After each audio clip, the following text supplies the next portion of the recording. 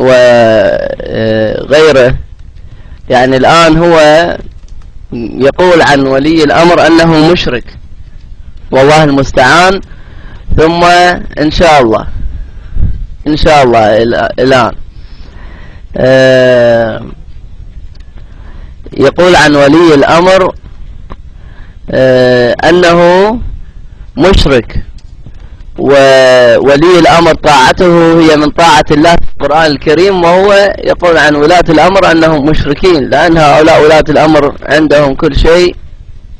هذا الأخ المغربي يكفر الملك محمد الخامس. اسمعوا،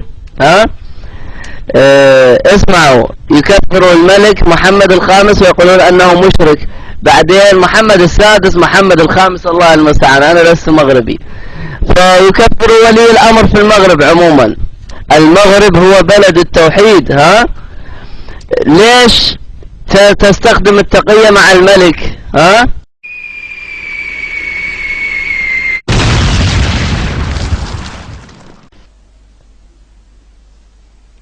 اللهم صل على محمد وآل محمد وعجل فرجهم يا كريم.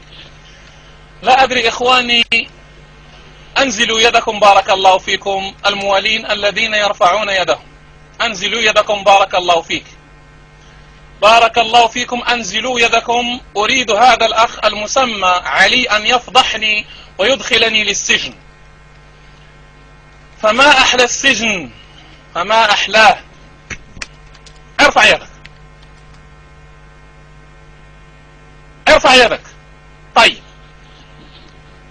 أنت تقول ستفضحني ولو طرت في السماء، وأنا أقول لك اركب اركب أسرع جواد عندك وافعل ما تريد. لأنني لما ركبت سفينة محمد وآل محمد قلت كلمة قالها الإمام علي سلام الله عليه لأحد الموالين الذين جاءوه فقالوا له أنا أواليك يا إمام علي، فقال له أبشر بالبلاء. ولهذا مع كل هذا التعنت الموجود الآن، ومع كل هذا الذي يجري في المغرب، لا نخاف ولم نرتجف ولم يتحرك فينا شعرة واحدة. أصدقائي أيها الإخوة موجودون ومعنا هنا في الغرفة، اعتقلوا في الأسبوع الماضي، ومع ذلك هذا سلمان المحمدي والحمد لله ولله الحمد ولله المنة يدخل باسمه الحقيقي ويتكلم.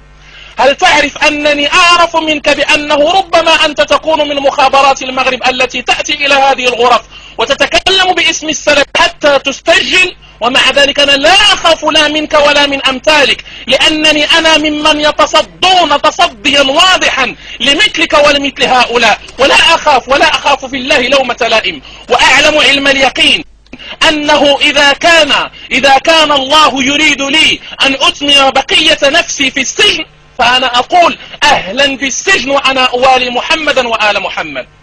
سجل معك. لا سيدنا، خليني بارك الله فيك، خليني مولاي سيدنا الله يحفظك. اسمع بارك الله فيك. تفضل سيدنا، والله العظيم أنت غالي عندي، ولكن أحب أن أعطي لهذا الأخ درسا يفهمه. تفضل مولاي.